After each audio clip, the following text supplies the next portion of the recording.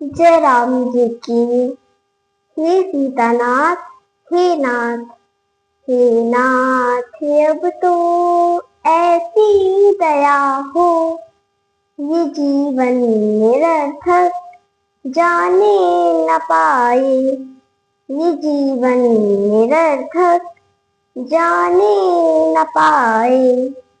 ये जीवन निरर्थक जाने न पाए। और मैं श्री रामचरितमानस के अर्थ को जन सामान्य तक पहुंचाने की सेवा के माध्यम से हिंदी की दिल्ली को माँ भारती के भाल पर नित्य नवीन शोभा के साथ शोभित कर सके। आइए अब बिना विलंब के पिछले भाग से आगे के प्रसंग को सुनते हैं। तासु शाप हरि दीन प्रमाना, कौतुक निज कृपाल भगवाना। ताहाँ जलंधर रावण भयउ, रनहति राम परम पद दयउ। एक जन्म कर कारण एहा, जे लगी राम धरी नर देहा। प्रति अवतार कथा प्रभु केहि, सुन मुनि बरनी कबिन खनेहि। नारद शाप दीन एक बारा, कलप एक ते लगी अवतारा। गिरिजा चकित भई सुनि बानी, नारद विष्णु भगत पुनि ज्ञानी। कारण कवन शाप मुनि दीन्हा, का अपराध रमापति कीन्हा। यह प्रसंग मोहि कहु पुरारी, मुनि मन मोह आचरत भारी। अर्थ: लीलाओं के खजाने कृपालु हरि ने उसके शाप को स्वीकार किया। वहीं जलंधर उस कल्प में रावण हुआ, जिसे श्री राम जी ने युद्ध में मारकर अपना परम धाम दिया। एक जन्म का यह कारण है, जिसके कारण श्री राम जी ने मनुष्य देह धारण किया। हे भरद्वाज मुनि, भगवान के प्रत्येक जन्म की कथा को कवियों ने नाना प्रकार से कहा है।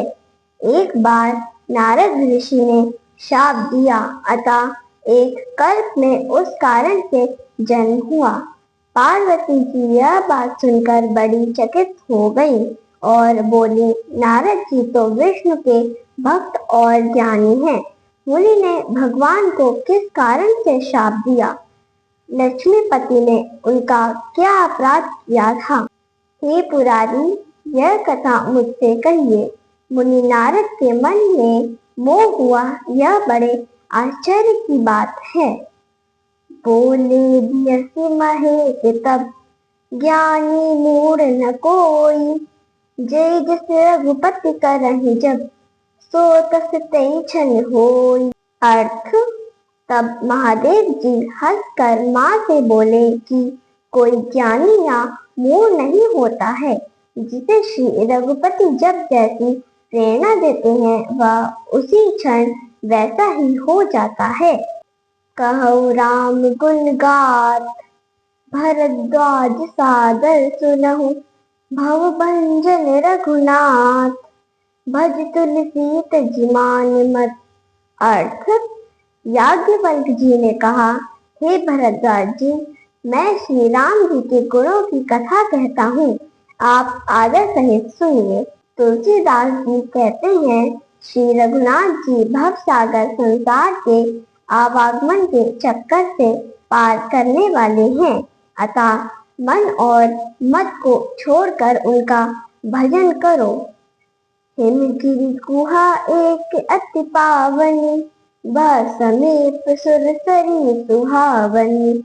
आश्रम परम पुनीत सुहावा, देखि देव ऋषि मन अति भावा। निरख शैल सरि विपिन विभागा, भयउ रमापति पद अनुरागा। सुमिरत हरि शाप गति बाधी, सहज विमल मन लाग समाधि। मुनि कति देख सुरेश डेराना, कामनि बोल कीन सन्माना। सहित सहाय जाहु मम हेतु, चलो हरषि जलचर केतु। सुना सिर मन महु अति त्रासा, चहत देव ऋषि मम पुर बासा। जे कामी लोलुप जग माही, कुटिल काक इव सबहि गिराही। अर्थ, हिमालय पर्वत पर एक अत्यंत पवित्र गुफा थी। उसके समीप ही सुंदर सुहावनी गंगा जी बहती थी। नारद जी ने उस परम पवित्र सुहावने आश्रम को देखा, जो उनके मन को बहुत ही अच्छा लगा। उस पर्वत, नदी और वन के संपूर्ण विभाग को देखकर उन्हें रमापति श्री लक्ष्मीकांत भगवान के चरणों में प्रेम हो गया। श्री हरि का स्मरण करते ही उनके शाप, दक्ष प्रजापति द्वारा उन्हें दिया गया शाप कि वे कभी एक जगह नहीं ठहर सकेंगे का असर रुक गया और उनके मन के स्वाभाविक निर्मल हो जाने से उन्हें समाधि लग गई। नारद मुनि की यह गति समाधि लगी देखकर इंद्र डर गया। इंद्र ने कामदेव को बुलाकर उसका बड़ा आदर सम्मान किया और कहा, मेरे हित कार्य के लिए सहायकों सहित जाओ। जलचर केतु कामदेव, जो अपनी ध्वजा में मछली को रखता है, मन से प्रसन्न होकर चला। इंद्र के मन में यह डर है कि देवर्षि नारद मेरे पुर अमरावती का निवास, राज्य अथवा इंद्र पद चाहते हैं। जगत में जितने कामासक्त और लोभी होते हैं, वे कपटी कौवे की भांति सबसे डरते रहते हैं।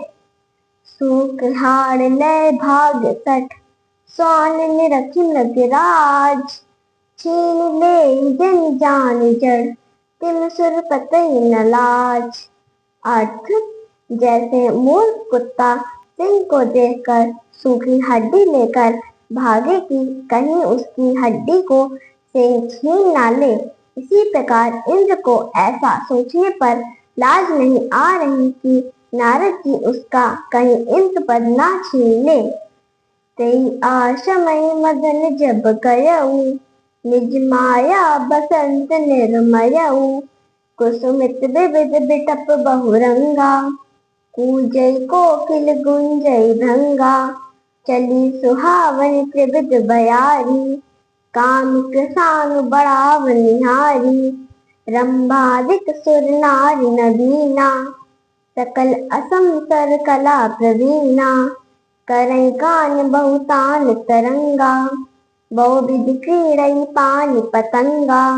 देख सहाय मदन हर्षाना, किन्ह सिपुल प्रपंच विधि नाना। काम कला कछु मुनि न व्यापी, निज भय डरे मनोभव पापी। सीम की चापि सकई को तासु, बड़े रखवार रमापति जासु। अर्थ, जब कामदेव उस आश्रम में गया तब उसने अपनी माया से वहां बसंत ऋतु का वहां निर्माण कर दिया। विविध प्रकार के वृक्षों पर बहुत रंग के फूल खिले हैं, उन पर कोयलें कूक रही हैं और भौरे गुंजार कर रही हैं। काम कृशानु कामाग्नि को बढ़ाने वाली, भड़काने वाली 3 प्रकार की शीतल, मंद और सुगंधित वायु चलने लगी। रंभा आदि नवयुवती देवांगनाएं, जो सब की सब काम कला में प्रवीण थी, वे बहुत प्रकार के गानों को विभिन्न तानों में गा रही हैं और बहुत प्रकार से हाथ में गेंद लेकर खेल रही हैं। कामदेव अपने सहायकों को देखकर खुश हुआ तथा पुनः नाना प्रकार के माया जाल करने लगा। कामदेव की कोई भी कला नारद मुनि को व्याप्त नहीं हुई। तब पापी कामदेव अपने ही भय से डर गया कि कहीं उसका ही नाश न हो जाए। उस व्यक्ति की सीमा मर्यादा को कौन दबा सकता है, जिसके बड़े राक्षस लक्ष्मीपति ही हों। जय राम जी की। मेरे वीडियो को नित्य देखने वालों आप सभी से अनुरोध है कि मेरे इस प्रयास को शेयर व लाइक कर मेरी सनातन धर्म के प्रति छोटी सी सेवा को अपना स्नेह प्रदान कीजिए। जिन लोगों ने अब तक मेरे चैनल को सब्सक्राइब नहीं किया है, वे इसे सब्सक्राइब करने की कृपा करें ताकि मेरा वीडियो आपको बिना विलंब के प्राप्त होवे। जय राम जी की।